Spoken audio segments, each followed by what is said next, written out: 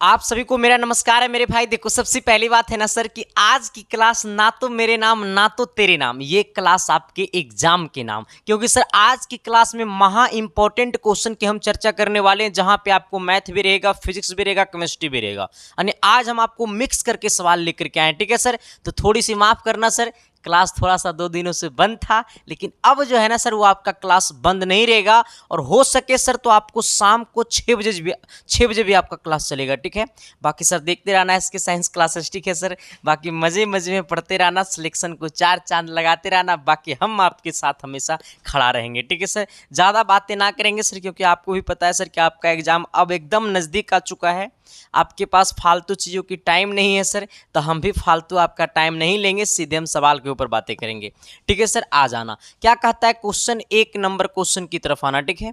देखो सर, एक बात और समझना, ये क्लास की सबसे बड़ी खासियत ये है ना सर कि आपके एग्जाम के पैटर्न पर सारे सवाल है, वो तो है ही है, लेकिन इस बात को आप उम्मीद रखना कि आज की क्लास से कम आपके एग्जाम में 2 से 3 सवाल पक्का रूप से फंसने वाला है सर।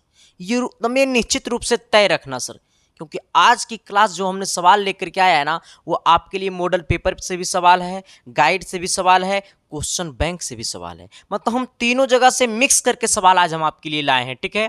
बाकी सर सवाल को देखना मजा आएगा। कहता है ना कि एक कलम विक्रेता ने 5 रुपया में 6 की दर से कलम खरीद कर 3 रुपया में 4 की दर से कलम बेच दिया, तो उस प्रतिशत लाभ या प्रतिशत हानि होगा। सवाल समझ में आया कि नहीं आया सर? ने मेरे को नहीं समझ में आया। देखो सर, यहाँ समझना, कहता है ना कि एक कलम विक्रेता 5 रुपया में 6 की दर से कलम खरीद कर 3 रुपया में 4 की दर से बेच दिया। पहले ये समझना। अच्छा, खरीदा कितना में? तो सबसे पहले रुपया को लिखना। 5 रुपया में 6 की दर से क्या किया? खरीदा। अब समझना, क्या किया? खरीदा। अब समझना, 5 रुपया में 6 की दर से खरीदा और 3 रुपया में, और 3 रुपया में सर 3 रुपया में 4 की दर से क्या किया? बेचा। अब समझना, तो हमसे पूछा कि उस इंसान को प्रतिशत लाभ या प्रतिशत हानि क्या हुआ। एक इंसान है जो 5 रुपया में 6 की दर से खरीदा और 3 रुपया में 4 की दर से क्या कर दिया? बेच दिया। तब वो इंसान को प्रतिशत लाभ या प्रतिशत हानि क्या हुआ? अब कहोगे सर इसको कैसे बनाएंगे? अगर इस सवाल को बेसिक मेथड से बनाओगे ना सर, तो नाक रगड़ जाएगा, पैर खिया जाएगा, लेकिन कलम खिया जाएगा, लेकिन सवाल नहीं बनेगा सर, और टाइम भी ज़्यादा लेगा। तो इसको हम लोग ट्रिकली सोल्यूशन कर देते हैं, ठीक है। आ जाना, इसको हम लोग ट्रिक से कैसे सोल्यूशन करेंगे जरा गौर करना। यहाँ पे समझिएगा सर। देखो, यहाँ ऐसे समझना, एकदम दिल से समझना ताकि दिमाग में सीधे एकदम चला जाए, ठीक है। पहला का वस्तु और दूसरा का रुपया, 5 रुपया में 6 की दर से वस्तु खरीदा, ठीक है सर। आ जाना, तो पहला का वस्तु और दूसरा का क्या करना है? रुपया। हमने क्या बोला है? पहला का वस्तु और दूसरा का रुपया को गुना कर दो, तो छोटिया कितना हो जाएगा? 18। और पहला का रुपया और दूसरा की वस्तु से गुना कर दो, तो 5 हो गया 20। और जितना से गुना करके माइनस करेंगे, ये दोनों को गुना करके माइनस कर दो। जितना को माइनस करेंगे उतने को बटा में करेंगे, और प्रतिशत के लिए 100% से गुना कर देंगे, आ जाएगा। ऊपर घटाइएगा सर तो 2 बचेगा, नीचे में 20 बचेगा। प्रतिशत के लिए 100% से हमने गुना किया, 20 बचे। इसको काट दो ना, पहले आ जाओ। इसको काटेंगे सर तो 5 बार में, सॉरी कितना, 10 बार में। इसको काटेंगे इससे तो ये भी 10 बार में, यानी -10%। ये -10% क्या बता रहा है? कि उसे 10% की क्या हुआ? हानि हुआ। माइनस आया है, इसका मतलब उसको क्या हुआ? हानि हुआ। अगर प्लस आता है उसका मतलब उसको क्या हुआ? लाभ हुआ। और वो हानि तो हमें दूरिये से दिखाई दे रहा है कि उसको हानि होगा। क्यों? क्योंकि 5 रुपया में 6 की दर से खरीदवे किया और 3 रुपया में 4 की दर से बेचिए दिया, एक मतलब उसको हानि हुआ। अब समझना सवाल को, कि जब भी सवाल इस क्वालिटी का आवे, 10 रुपया में 11 की दर से, 5 रुपया में 6 की दर से खरीदा बेचा, जब भी सवाल ऐसा आए तो पहला का वस्तु और दूसरा का रुपया के साथ गुना कर देना है। फिर पहला का रुपया और दूसरा के वस्तु के साथ गुना करके माइनस कर देना है, और जिसको माइनस करना है उसी को बटा में करना है, और प्रतिशत के लिए 100% से गुना कर देना है। एक बार जरा ताली बजा करके बता देना कि सबको समझ में आया कि नहीं आया। तो क्या मैंने जो बोला वो चमका न जी? अरे एस या नो तो बोलो न जी। तो सवाल नंबर 2 की तरफ तो बढ़ो न जी।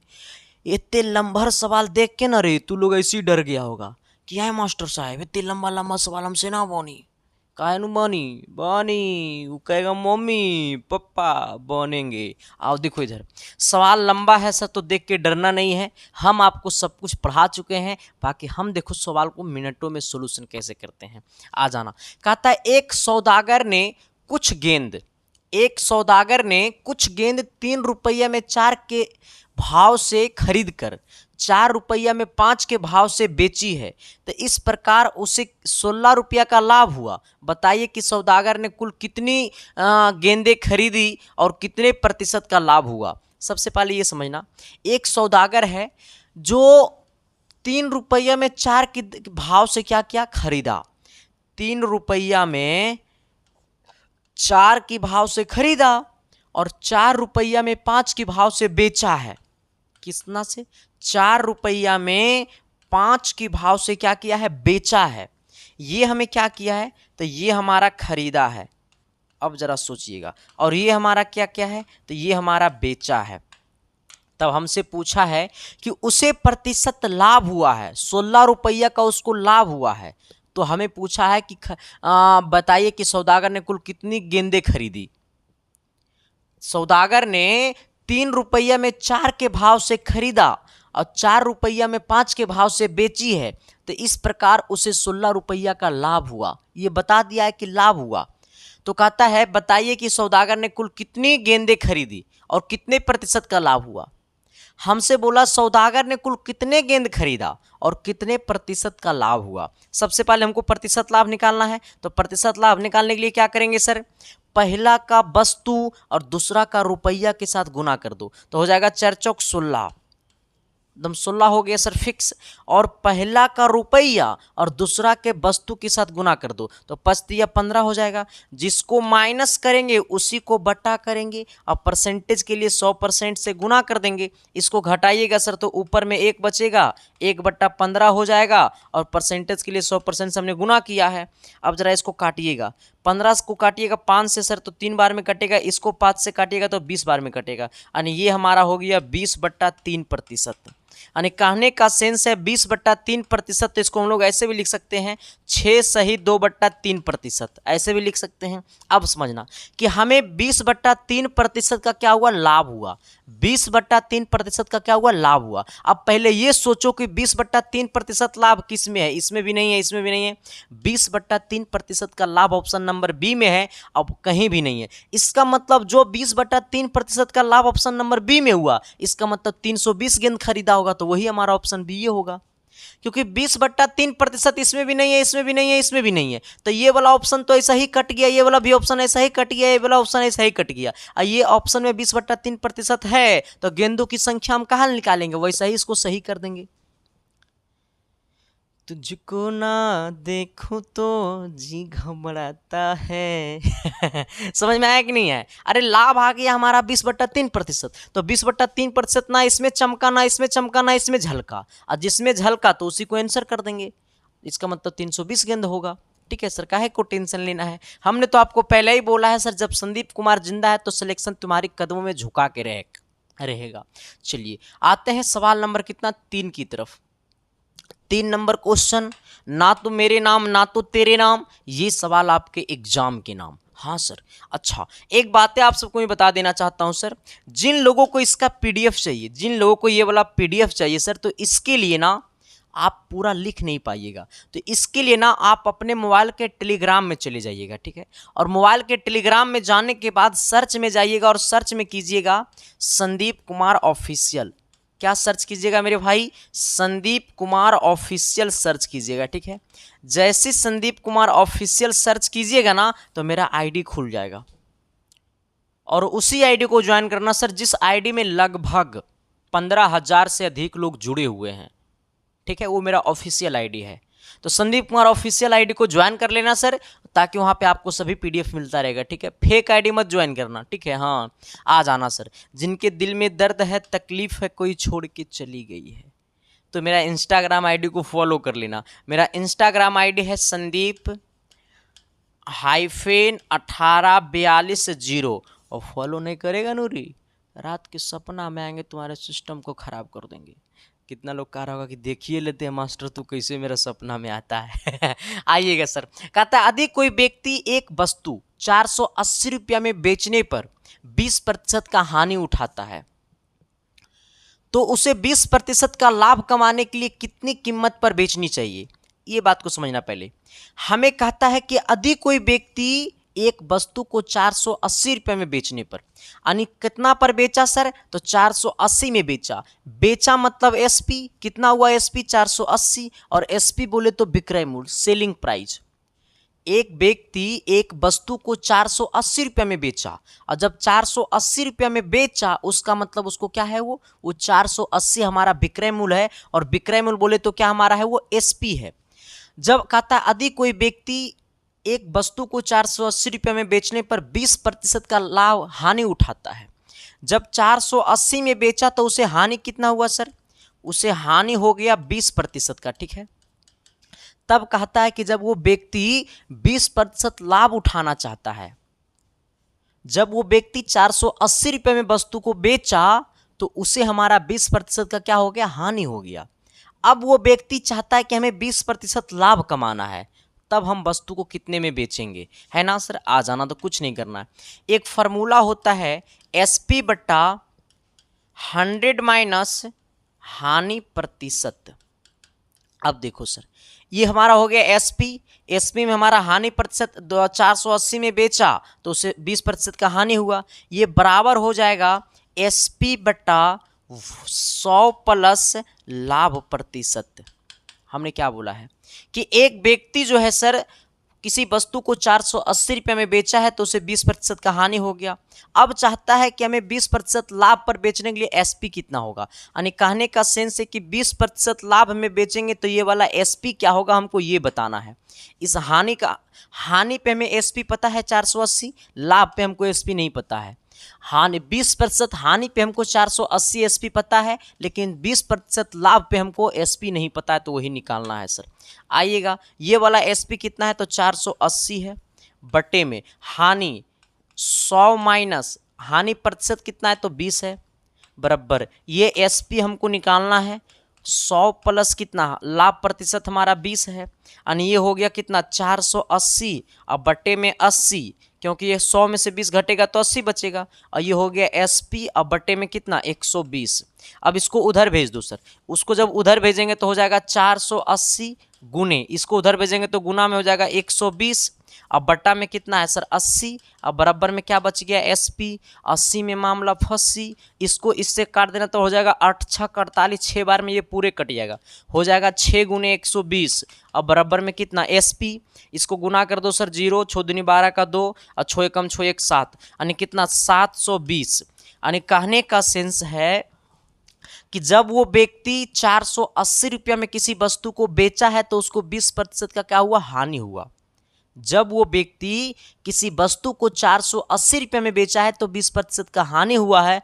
अगर वो व्यक्ति उस वस्तु को 720 रुपये में बेचता तो उसे 20% का क्या होता? लाभ होता। तो हमसे पूछा था अगर 20% लाभ कमाना है तो वस्तु को कितना में बेचना होगा? तो वस्तु को 720 रुपये में बेचना होगा, ठीक है सर। तो क्या मैंने जो बोला वो चमका न जी? अरे एस या नो तो बोलो न जी, तो अगली सवाल की तरफ तो बढ़ो न जी। अच्छा, ये सवाल तो बड़ा हैवी है सर। कहता है निम्नलिखित में से किन दो तत्वों का नाभिक में बराबर न्यूट्रॉन है? नाभिक में बराबर संख्याओं में न्यूट्रॉन है। देखो सर, हमें ये 4 ऑप्शन है, ठीक है। ये पहला ऑप्शन है, ऑप्शन नंबर ए जो है ना, वो Ne पे पावर कितना है? 20 है, और ये Ne पे पावर कितना है सर? ये 21 है। अब हमें बताना है सर क्या कि ऑप्शन नंबर ए चाहे ऑप्शन नंबर बी हमारा है C पे पावर 12, N पे पावर 14। हमारा ये है सी नंबर है, ऐसे ही लिख दो ना, छोड़ो ना। सी नंबर है C पे पावर 12, N पे पावर 13। हमें बताना है कि किसमें न्यूट्रॉन की संख्या दोनों में बराबर है। देखो सर, ये एन पे पावर कितना है, ऑप्शन नंबर ए 20 है। यहाँ पे एन पे पावर कितना है सर, ये 21 है। दोनों सेम एलिमेंट है, दोनों सेम तत्व है, और सेम तत्व में ये हमारा परमाणु भार ऊपर में जो होता है ना सर, वो हमारा परमाणु भार को बताता है। ठीक है, अब समझना, ये हमारा क्या है, न्यून है। न्यून कितना नंबर में आता है, 9 नंबर में आता है। ठीक है sir, 1 hydrogen, 2 helium, 3 lithium, 4 beryllium, 5 boron, 6 carbon, 7 nitrogen, 8 oxygen, 9 fluorine, 10 neon. ये 10 नियोन है। ठीक है, आ जाना, ये 10 नियोन है। तो इसमें हमको क्या पूछा है, न्यूट्रॉन की संख्या। न्यूट्रॉन कैसे निकाला जाता है, तो अब देखो, इसका परमाणु संख्या कितना है, 10। ये न्यून का परमाणु संख्या कितना है, 10। तो ये परमाणु भार है, ऊपर वाला को बोलते हैं परमाणु भार, ऊपर वाला को बोलते हैं भार, और नीचे वाला को बोलते हैं परमाणु संख्या। परमाणु संख्या फिर या इलेक्ट्रॉन की संख्या या फिर प्रोटॉन की संख्या बोलते हैं। ठीक है, नीचे वाला को इसको बोलते हैं परमाणु संख्या या फिर इलेक्ट्रॉन की संख्या या फिर प्रोटॉन की संख्या, क्योंकि परमाणु संख्या बराबर इलेक्ट्रॉन की संख्या बराबर प्रोटॉन की संख्या। हमें इसमें न्यूट्रॉन बताना है, तो न्यूट्रॉन के लिए भार में से परमाणु संख्या को माइनस कर दो, तो 20 में से 10 को माइनस करेंगे तो कितना आ जाएगा, 10। अच्छा, इसमें न्यूट्रॉन निकालो, तो इसका भी परमाणु संख्या 10 से होगा, तो 21 में से 10 को घटाएंगे तो कितना, 11 आ जाएगा। इसमें इसमें न्यूट्रॉन की संख्या 10 आया है, इसमें न्यूट्रॉन की संख्या 11 आया है। हमसे पूछा था कि बराबर न्यूट्रॉन होनी चाहिए, लेकिन इसमें बराबर न्यूट्रॉन नहीं है, तो ऑप्शन नंबर ए क्या हो गया, कट गया। आइएगा ऑप्शन नंबर बी को चेक करते हैं। सी पे पावर कितना है, 12 है, और दूसरा में एन पे पावर कितना है, 14 है। अब जरा बताइएगा सर कि ये कार्बन कितने नंबर पे आता है, 6 नंबर पे आता है। इसका परमाणु संख्या कितना हो गया, 6 हो गया। नाइट्रोजन कितने नंबर पे आता है, तो नाइट्रोजन आता है आपको 7 नंबर पे, इसका परमाणु संख्या 7 हो गया। हमसे क्या पूछा है, हमसे पूछा है न्यूट्रॉन की संख्या। न्यूट्रॉन कैसे निकलेगा, तो परमाणु भार में से परमाणु संख्या को माइनस कर दो। ऊपर वाले को परमाणु भार बोलते हैं, नीचे वाले को परमाणु संख्या बोलते हैं। तो इससे अब जब ये दोनों को माइनस कर देंगे तो हमको न्यूट्रॉन निकल जाएगा। तो 12 में से 6 गया तो कितना बच गया, 6 बच गया। इसमें न्यूट्रॉन क्या होगा सर, 14 में से 7 को घटा दो, 14 में से 7 को घटाएंगे तो ये 7 आएगा। ठीक है, जो कि हमारा जब 7 आएगा, जो कि हमारा ये 6 है, ये 7 है, बराबर नहीं है। हमसे पूछा था कि किस में दोनों में बराबर होगा, तो ऑप्शन नंबर बी भी कट गया। ऑप्शन नंबर सी क्या कहता है सर, कहता है सी यहाँ पे 12 है और सी 12 है। ठीक है, सी 12 है और नाइट्रोजन पे पावर कितना है, 13 है। अब समझना कि जब C 12 है तो कार्बन आता है 6 नंबर पे, नाइट्रोजन आता है 7 नंबर पे। अब बताना कि इसमें न्यूट्रॉन की संख्या क्या होगा। तो न्यूट्रॉन की संख्या निकालने के लिए ऊपर वाले में से नीचे वाले को माइनस कर देंगे, यानी 12 में से 6 को माइनस कर देंगे तो 6 आ जाएगा। इसमें न्यूट्रॉन निकालने के लिए क्या करेंगे, ऊपर 13 में से 7 को माइनस कर देंगे, क्योंकि नाइट्रोजन आता है 7 नंबर पे, तो 7 सौ 13 6, यानी यहाँ भी न्यूट्रॉन की संख्या 6 और यहाँ भी न्यूट्रॉन की संख्या 6। और हमसे पूछा था कि निम्नलिखित में से किन दो तत्वों के नाभिक में बराबर संख्या में न्यूट्रॉन है, तो हमारा ऑप्शन नंबर सी में जो है वो न्यूट्रॉन की संख्या दोनों में क्या है, बराबर है। तो हमारा ऑप्शन नंबर क्या हो जाएगा, सी सही हो जाएगा। और ये डी भी गलत, ए सी भी गलत, ए भी गलत। ठीक है, तो हमारा ऑप्शन नंबर क्या सही होगा, तो सी सही होगा सर। तो क्या आप बताना मेरे भाई कि आपको ये केमिस्ट्री का ये क्वेश्चन आपको बुझाया कि नहीं बुझाया। तो क्या मैंने जो बोला वो चमका न जी, अरे एस या नो तो बोलो न जी। तो अगली सवाल की तरफ तो बढ़ो न जी। अगला सवाल बताने से पहले मैं आपको एक बात बताना चाहूँगा सर, कि आपके पास अब टाइम ना के बराबर है और ये कम टाइम में आपको बेहतर करना है। तो इसके लिए सर आपको बेहतर बेहतर सवालें पढ़ना पड़ेगा, और बेहतर बेहतर सवालें आपको कहाँ मिलेगा सर, तो आपको ये पता है। ठीक है, हमने यूट्यूब पे सर महा मैराथन पॉलिटेक्निक करके एक प्लेलिस्ट बना रखे हैं। हमने sir polytechnic math, polytechnic physics, polytechnic chemistry 30 दिन बराबर 30 सेट, वो सब कुछ हम आपको यूट्यूब पे प्लेलिस्ट बना करके रखे हैं सर। तो बस वो सारे क्लासेस जा करके कर लो। और साथ ही हम आपके लिए लेकर के आए हैं 1200 सिलेक्टेड गेस क्वेश्चन। वो 1200 सिलेक्टेड गेस क्वेश्चन कहने का मतलब है सर कि वो 1200 क्वेश्चन बराबर सिलेक्शन बराबर सरकारी कॉलेज। क्योंकि जिस दिन आप 1200 टाइप का क्वेश्चन आप एग्जाम में करके चले जाइएगा सर, तो सिलेक्शन आपका कोई रोक देगा रे, ये मजाल नहीं है सर। जहां पे आपको 400 फिजिक्स है, 400 केमिस्ट्री है, 400 मैथ है सर, जो कि हमने 12 रातों से ज्यादा जगा है और हमने अपने हाथों से ये पूरे सवाल को लिखा है। हमने अपने हाथों से ये पूरे सवाल को लिखा है सर, विथ आंसर के साथ लिखे हैं, विथ सॉल्यूशन के साथ लिखे हैं सर। तो ये पूरे पीडीएफ में आपको आंसर है, सॉल्यूशन है, वो सब कुछ है मेरे भाई जो आपको चाहिए। तो हम तो कहेंगे सर कि एग्जाम से पहले आप इसे पढ़ लीजिए। ठीक है। बाकी थैंक यू, लव यू, इतना प्यार देने के लिए, सपोर्ट करने के लिए। बस आप ऐसा ही प्यार सपोर्ट बनाए रखना सर, ठीक है। जिन किन्हीं को चाहिए तो इसके लिए आपको पता है क्या करना पड़ेगा। आपके पास एक नंबर चमक रहा होगा, जो नंबर आपको है 7295 से शुरू, वही नंबर पे आपको 99 रुपया पेमेंट कर देना है, और पेमेंट करके आपको उसी व्हाट्सअप नंबर पे पेमेंट का स्क्रीनशॉट भेज देना है सर।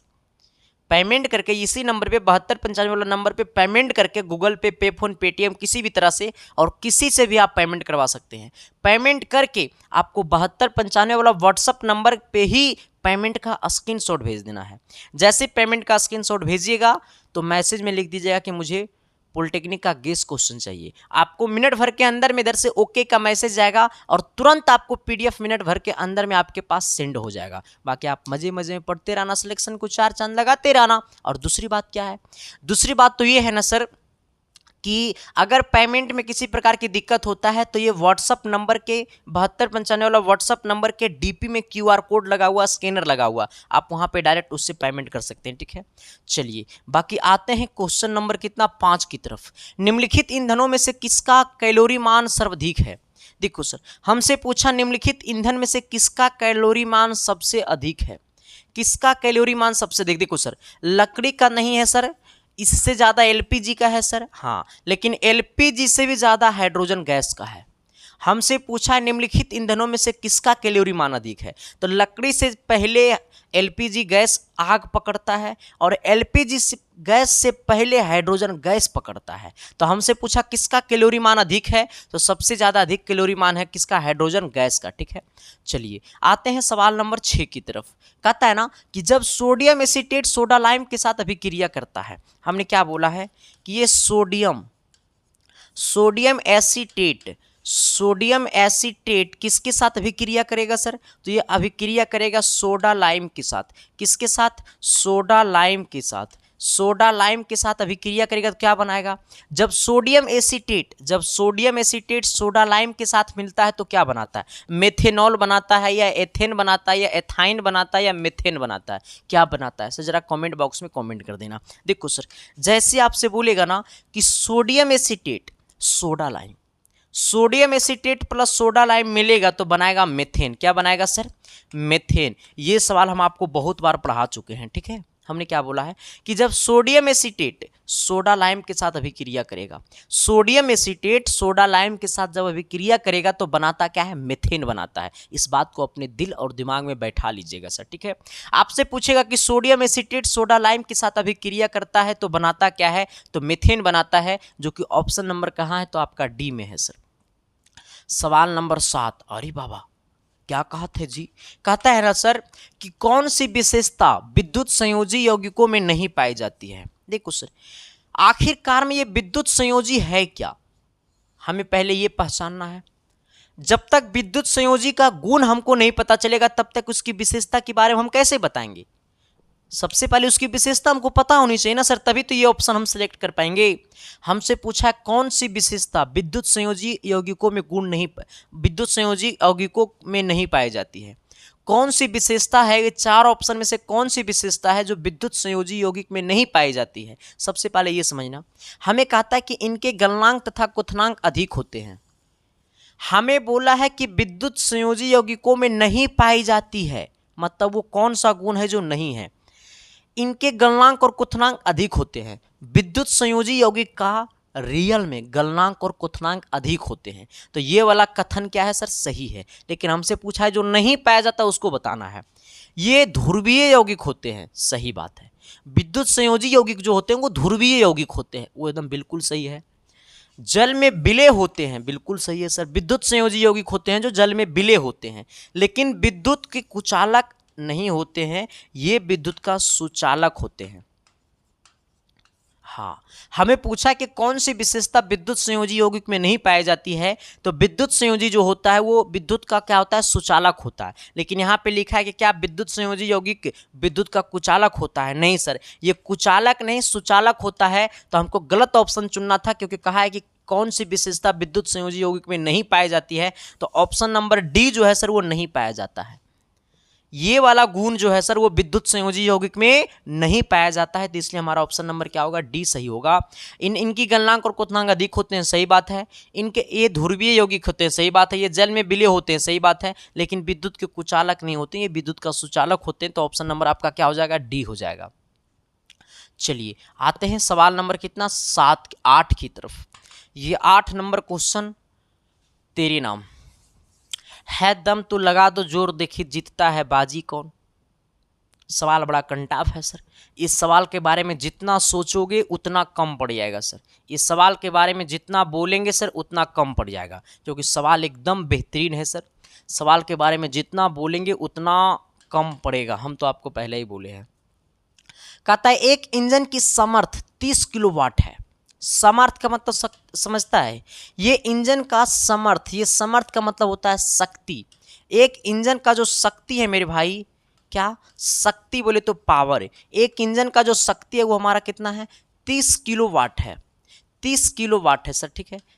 30 किलोवाट है, क्या है, किलोवाट है। ये 30 किलोवाट को हम बदल देते हैं सर वाट में। ये 30 किलोवाट को हम बदल देते हैं वाट में।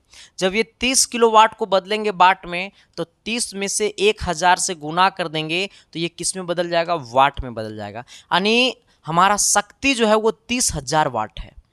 कहता है इसके द्वारा 150 किलोग्राम के पिंड को 50 मीटर की ऊंचाई तक उठाने में। अच्छा, कितना किलोग्राम का पिंड है, तो पिंड जो है सर वो 150 किलोग्राम का है, मतलब द्रव्यमान जो हो गया वो 150 हो गया। कितने ऊंचाई तक उठाने लगने की समर्थ है, देखो ये कितने ऊंचाई तक उठाता है सर, तो ये हमारा ऊंचाई जो हो गया वो हमारा कितना हो गया, 50 मीटर हो गया। तो हमसे क्या पूछा है, 50 मीटर ऊंचाई तक उठाने में कितने समय लगा है। कहता है क्या कि एक शक्ति जो है वो हमारा 30 किलोवाट की एक शक्ति है, जो कि 150 किलोग्राम द्रव्यमान की वस्तु को 50 मीटर ऊंचाई तक उठाता है। तो 50 मीटर ऊंचाई तक उठाने में उसको कितने समय लगा है, हमको वो बताना है सर। क्या बताना है, समय बताना। एक फार्मूला होता है P बराबर mgh, अब बट्टा में क्या होता है, T होता है। यानी शक्ति बराबर होता है मास गुने ग्रेविटी गुने ऊंचाई बटा टाइम, ठीक है सर। यानी P बराबर mgh बटा T। अब समझना, ये T इधर जाएगा, जब T इधर जाएगा तो ये हो जाएगा mgh, अब बट्टा में कितना सर, ये P नीचे आ जाएगा। ये T बराबर क्या हो जाएगा सर, ये T बराबर m का वैल्यू कितना 150 है, गुने G का मान कितना है सर, तो G का मान यहाँ से देखना 9.8 है, गुने H का मान कितना है सर, तो ये 50 है, यहाँ पे 50 लिखो, बटा यहाँ पे सर P का मान क्या है, तो P का मान आपको 30 गुने 1000 है, यानी 30 गुने 1000 यानी कितना, 30,000 वाट है। अब समझना कि इसको कैसे सोल्यूशन करेंगे। देखो पहले एक जीरो से एक जीरो यहाँ खत्म कर देना सर, जैसे जैसे कटे वैसे वैसे काटते जाना। एक जीरो से एक जीरो यहाँ खत्म कर देना सर, ठीक है, आ जाना। ये पॉइंट को हम हटा देते हैं, और पॉइंट को हटाने के बदले आपको नीचे 10 से गुना कर देते हैं। अब जब 10 से गुना करते हैं ना सर, तो इस पूरा को जब गुना करके, इसे रुक जाओ ना, ये 5 से काट दो सर 30 को, तो 6 बार में कटेगा, आ जाना। इसको 3 से काटो तो ये 3 दूनी 6 हो जाएगा, और 3 पचे 15, 5 बार में। ये 5 से काट दो सर ये 10 को, तो कितना, 2 बार में कटेगा, आ जाना। अब यहाँ पे क्या बचा, पहले ये सोचना, ऊपर 98 बचा है, नीचे क्या बचा है सर, 2 दूनी 4 और 4 दहें के 40, ये कितना हो गया, 40 हो गया। और कुछ नहीं ना बचा है, बाकी सब कुछ तो कट गया है सर, बाकी और कुछ नहीं बचा है, मेरे अनुसार से कुछ नहीं बचा है। ये जीरो काटे थे जी, नहीं नहीं तुझ मैंने तेरे दिल को चाहा, रुक जाओ इसको अच्छा से काट देते हैं सर, ऐसे हो गया, खिचपिच हो गया, ठीक है, आ जाओ ऐसे काटते हैं। ये 30 को काट दो सर ये पूरे के साथ, तो 30 पचे 150, 5 बार में कट गया सर, ये पूरे 5 बार में कट गया, ये 150 खत्म हो गया इसका मैटर। अब समझना, ये एगो जीरो से एगो जीरो यहाँ काट दो, ये 5 से काट दो ये पूरे 100 को, तो कितना बार में कटेगा, ये 20 बार में कटेगा, ठीक है। ये 20 को काट दो 4 से 5 से, तो 4 बार में कटेगा, यानी नीचे ओनली फॉर 4 दहें के 40 बच गया, ऊपर 98 बच गया, यानी 9.8 बटे कितना, 4। यही ना है सर, हमें तो लग रहा है सर कि यही है। कहता है ना, हमें तो अपनों ने लूटा गैरों में कहाँ दम थी। आ जाना सर, इसको काटिएगा, जब इसको काटिएगा ना तो इसको पॉइंट को हटा दो ना, 9.8 है, तो ये पॉइंट को हटाएंगे तो नीचे 10 से गुना हो जाएगा, तो 98 बटा 40 हो जाएगा, सही तो था। इसको 2 से लगा सर तो 2 बार में हो जाएगा 80, और 80 पॉइंट कितना हो जाएगा सर, 80 लगाएंगे सर तो यहाँ पे कितना बच गया, ये ज़्यादा बचेगा ना, तो 4 बार में फिर लगा दो, 40 चौका कितना 160, 180 हो तो 160 बचेगा, फिर इसको 5 बार में लगा दो, और ये आ जाएगा 2.45 सेकेंड। तो 2.45 सेकेंड ऑप्शन नंबर कहाँ है, ए में है। बात बुझावत है कि ना बुझावत है, बात समझ में आवत है कि ना आवत है, आवत है ना सर, समझ में आया कि नहीं आया, पहले ये बताना सर। देखो ये हर चीज़ आपके लिए था सर, क्योंकि मैंने आपको पहले ही बताया है कि हम वही पढ़ाएंगे जो आपका एग्जाम पूछता और आपका एग्जाम पूछेगा वही जो हम पढ़ा दिए हैं। ठीक है सर, आ जाना सवाल नंबर 9 की तरफ आना। ये 9 नंबर भी न्यूमेरिकल है। क्या कहता है, कहता है 40 मीटर ऊंचे भवन से एक बालक एक पत्थर विरामावस्था से छोड़ता है।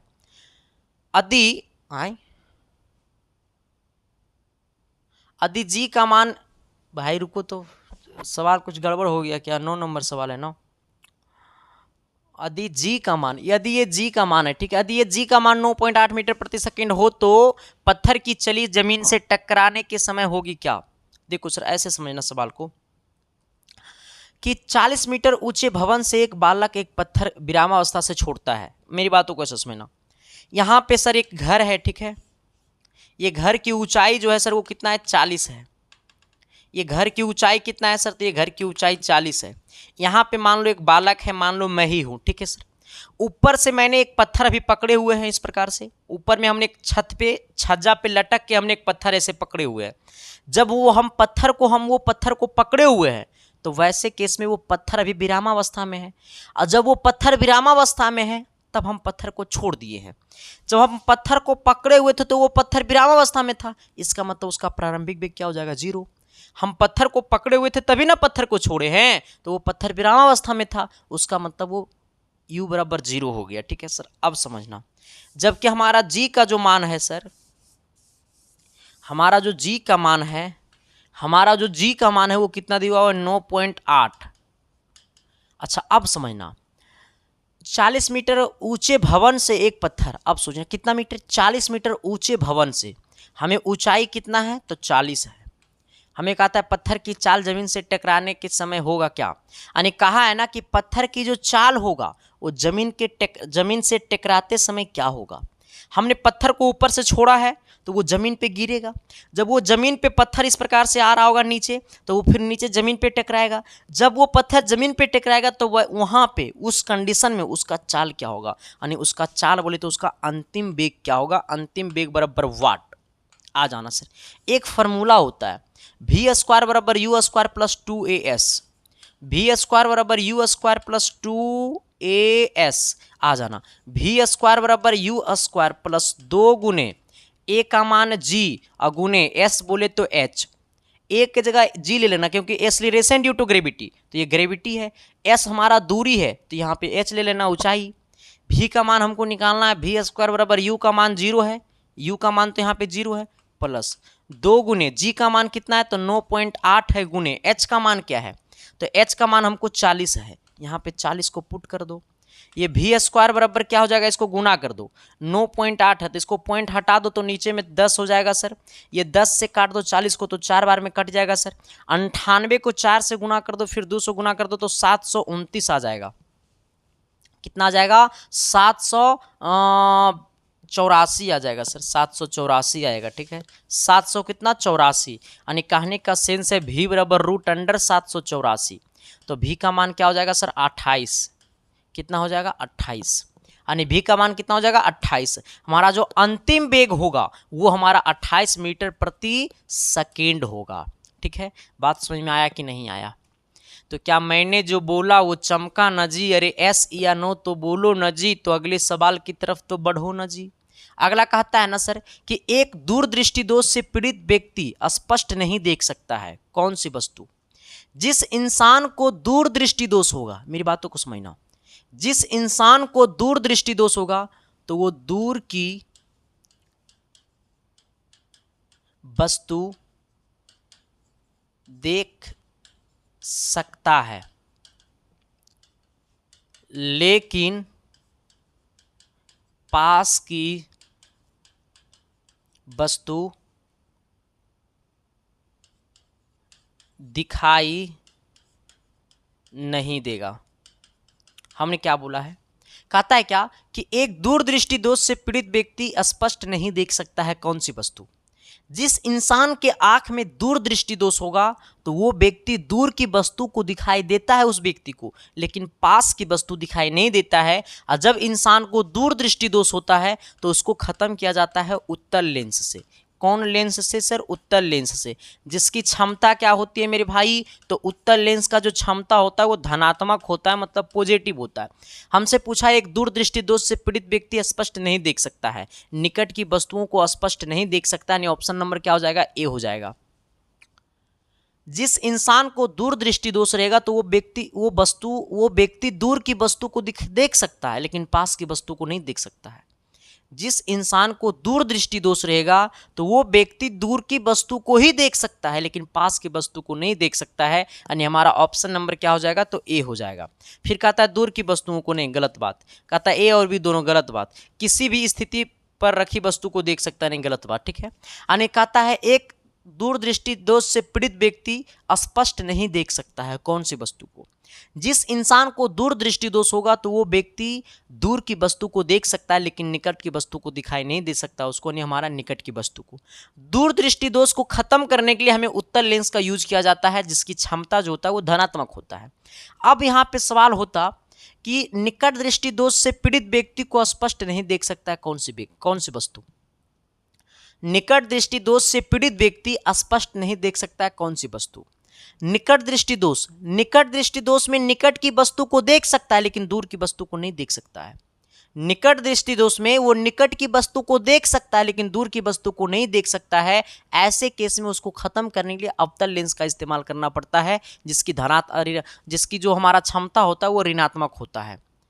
अरे भाई, अच्छा ये वो नीचे छप गया, इसका आ जाना 11 नंबर। कहता है यदि किसी समांतर श्रेणी का 10वां पद बामन है, 16वां पद 82 है, तो इसका 32वां पद क्या होगा? यहां से समझना। कोई एपी है सर, इस एपी का 10वां पद कितना दिया हुआ है? बामन दिया हुआ है।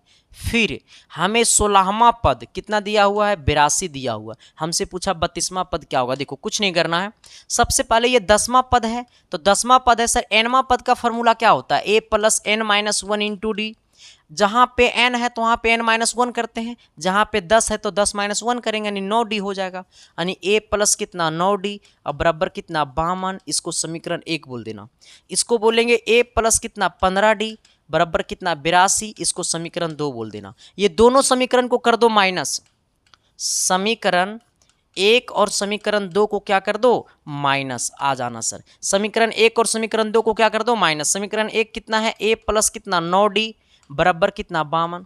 समीकरण 2 कितना है? a + कितना? 15d अब बराबर कितना है? 82। अब दोनों को माइनस कर दो तो कैसे होगा दिखना है यहाँ पे। जब माइनस करेंगे तो ये है +a हो जाएगा -a, है +15d हो जाएगा -15d, है 82 प्लस में हो जाएगा -82।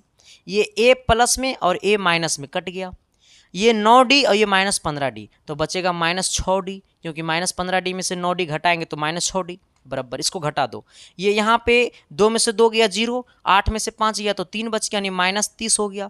ये माइनस से माइनस को काट देना सर, यानी हमारा 6d बराबर कितना हो गया? 30 हो गया। ये 6 से काटेंगे 30 को तो कितना? 5 बार में कटेगा, यानी d का मान कितना आ गया? 5 आ गया। यही वाला d का मान समीकरण 1 चाहे समीकरण 2 में पुट कर दो। आ जाना। समीकरण 1 से चलते हैं। समीकरण 1 से, समीकरण 1 कितना है? a + 9d, a + 9 गुने d का मान 5 और बराबर में कितना? 52। अब इधर आइएगा जरा, ये 9 × 5 = 45, यानी a + कितना? 45 अब बराबर में कितना? 52। अब a बराबर क्या हो जाएगा? 52 - 45, यानी a बराबर क्या हो जाएगा? 12 में से 5 गया तो कितना? 7 × 5 = 12 और यानी ये 7 हो गया। ठीक है सर, यानी a का मान क्या हो गया? 7। हमसे क्या पूछा है? 32वां पद। t 32 बराबर कितना? a + 31d। a का मान कितना है सर? 7 और 31 गुने d का मान 5, यानी कितना? 7 प्लस ये 5 × 1 = 5 और 5 × 3 = 15, यानी 15 हो गया 155। 155 में 7 को जोड़ दो, 7 और 5 12 का 2, 5 1 6 और 1 कितना? 162 कहीं दे रहा है? ऑप्शन नंबर सी में दे रहा है। बुझाया। पहले ये बताना सर कि ये क्लास आपको कैसा लग रहा है। सच में अगर ये क्लास आपको अच्छा लग रहा है ना सर, तो लाइक करके सब्सक्राइब करके दोस्तों तक शेयर करना पड़ता है, और कमेंट बॉक्स में कमेंट करके आपको बताना पड़ेगा सर कि सच में ये क्लास आपको कैसा लग रहा है। अपना फील को कमेंट बॉक्स में दोगे तभी तो मुझे मोटिवेशन मिलेगा सर, तभी तो आपके लिए और मैं मेहनत करूंगा सर। बाकी थैंक यू, बहुत आशीर्वाद आप सबने दिया सर। ठीक है, आ जाइएगा। लेकिन इस परिवार को 1 लाख का परिवार बहुत जल्द अब बना दो, ज़्यादा इंतजार अब नहीं करने की चीज़ है। आइएगा सर। कहता है ना कि किस नियम के अनुसार द्रव्य को ना तो बनाया जा सकता है और ना ही नष्ट किया जा सकता है। कहता है वो कौन सी नियम है जिससे द्रव्य वस्तु को, मतलब द्रव्य पदार्थ को ना तो नष्ट किया जा सकता है ना तो बनाया जा सकता है, ना तो बर्बाद किया जा सकता है ना तो बनाया जा सकता है। वो कौन सा नियम है? निश्चित अनुपात का नियम है, या फिर द्रव्यमान संरक्षण का नियम है, या फिर गुणित अनुपात का नियम है, या फिर अवगाद्रो का नियम है? सर किसका नियम है, कौन सा नियम है? कमेंट बॉक्स में कमेंट कर दो। कहता है कि किस नियम के अनुसार द्रव्य को ना तो बनाया जा सकता है और ना ही नष्ट किया जा सकता है। वो कौन सा नियम है सर? देखो, वो हमारा है द्रव्यमान संरक्षण का नियम। किसका? द्रव्यमान। हमें द्रव पदार्थ को ना तो नष्ट करना है ना तो बनाना है, तो वो कौन बचाव करेगा? उसको द्रव्यमान का संरक्षण का नियम बचाव करेगा। ठीक है, चलो आते हैं सवाल नंबर कितना, 13 की तरफ। 13 नंबर सवाल कहता है ना कि परम शून्य ताप पर अर्धचालक व्यवहार करता है किसके जैसा? परम शून्य ताप पर अर्धचालक किसके जैसा व्यवहार करता है? परम शून्य ताप पर अर्धचालक व्यवहार करता है अचालक की भांति, या अति उत्तम चालक की भांति, या फिर उत्तम चालक की भांति, या फिर परिवृत्ति प्रतिरोध की भांति। किसके भांति? हमें बोला है कि परम शून्य ताप पर अर्धचालक व्यवहार करता है किसके जैसा? तो परम शून्य ताप पर अर्धचालक जो है वो व्यवहार करता है आचालक की भांति। किसके भांति? आचालक की भांति। परम शून्य ताप पर अर्धचालक जो व्यवहार करता है वो आचालक की भांति करता है। नहीं, ऑप्शन नंबर क्या होगा? ए होगा। आना सवाल नंबर कितना, 14 की तरफ।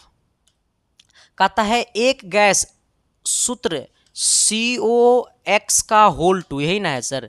सॉरी, CO का होल X, इस वाष्प घनत्व 70 है, तब X का मान क्या होगा? देखो सर, हमें वाष्प घनत्व कितना दिया हुआ? 70 दिया हुआ। ठीक है, ये वाष्प घनत्व 70 दिया हुआ ना सर, तो इसको हम लोग वाष्प घनत्व कितना दिया हुआ है? वाष्प घनत्व बराबर, तो वाष्प घनत्व है ना सर 70, तो सबसे पहले इसको ऐसे कर देना कि वाष्प घनत्व 70 जब है सर, तो इसको आणविक द्रव्यमान बता दो इसका। ठीक है, देखो ऐसे समझना, आणविक द्रव्यमान बराबर होता है 2 गुने वाष्प घनत्व। आ जाना, 2 गुने वाष्प, 2 कितना है? 2 है। वाष्प कितना है? 70। 70 दूना कितना? 140। आणविक द्रव्यमान कितना हो गया? 40। यानी CO का होल X का जो आणविक द्रव्यमान है वो 140 है। CO का होल X का जो आणविक द्रव्यमान है वो कितना है? 40 है। C कितना है सर? कार्बन कितना है? तो कार्बन आता है 6 नंबर पे, लेकिन इसका परमाणु भार कितना हो जाएगा? 12 प्लस। ऑक्सीजन आता है 8 नंबर पे, लेकिन इसका परमाणु भार कितना हो जाएगा? 16 इंटू कितना? होल X बराबर कितना? 140। इसको जोड़ दो सर, कितना हो जाएगा? x ओनली फॉर 28 हो जाएगा, और गुने में कितना है? x बराबर 140। अब क्या करना है? 28 को बट्टा में लाओ, तो x बराबर 140 बट्टा कितना? 28। इसको काट देना सर, तो कितना बार में कटेगा पता है? ये 4 बार में कटेगा। नहीं, 4 बार से ज़्यादा में कटेगा रे, 4 बार में थोड़ा कटेगा। ये कितना कट जाएगा? कितना कट जाएगा सर? 8 5 40 का 0 5, यानी 5 बार में कटेगा सर। ठीक है, यानी कितना बार में कटेगा? 5 बार में। यानी x बराबर कितना आ गया? 5। हमने क्या किया है कि एक गैस का सूत्र हमारा COX है, तथा इसका वाष्प घनत्व कितना है? 70। हमें वाष्प घनत्व 70 पता है, तो आणविक द्रव्यमान निकाल दो, क्योंकि आणविक द्रव्यमान बराबर होता है 2 गुने वाष्प घनत्व। अब सोचो, यानी इस पूरे का आणविक द्रव्यमान कितना है? 140। अब समझना, C का परमाणु संख्या 6 है, लेकिन इसका परमाणु भार कितना होता है? 12। ऑक्सीजन का परमाणु संख्या 8 है, लेकिन परमाणु भार कितना होता है? 16। तो गुना कर देना सर, दोनों को जोड़ करके गुना कर दो x के साथ, बाकी काट दो, तो आ जाएगा आंसर। यानी x बराबर कितना? 5। आइएगा सवाल नंबर 15 की तरफ। कहता है निम्न में से कौन सी घनत्व टेलीविजन चित्र के लिए उत्तरदायी होती है? इनमें से कौन सी घनत्व जो है वो टेलीविजन चित्र के लिए उत्तरदायी है? तो प्रतिदीप्त होती है। कौन होती है? प्रतिदीप्त होती है। कौन होती है? प्रतिदीप्त होती है। ऑप्शन नंबर आपका बी हो जाएगा। मेरे दोस्त, मेरे साथी, आज तक का क्लास इतना ही रहेगा। बाकी हम मिलते हैं आपके साथ शाम को 6 बजे एक नया क्लास को लेकर के सर बाकी आपका 6 बजे हम करेंगे स्वागत के लिए तैनात रहेंगे। बाकी थैंक यू, लव यू, देखते रहना इसके साइंस क्लासेस। बाकी ये बताना ये क्लास आपको कैसा लगा। एग्जाम से पहले ये सारे क्लासेस को देख लेना मेरे भाई, क्योंकि ये सारे क्लासेस आपका एग्जाम के लिए सबसे ज़्यादा इंपॉर्टेंट है। ठीक है सर, बाकी थैंक यू, लव यू, देखते रहना इसके साइंस क्लासेस। हमारी क्लासेस पे आप जो भी लोग पहली बार आए हो तो शिद्दत से, प्यार से, मोहब्बत से चैनल को सब्सक्राइब कर देना। बाकी हम आपके साथ हमेशा खड़ा रहेंगे। ठीक है सर, बाकी थैंक यू, लव यू।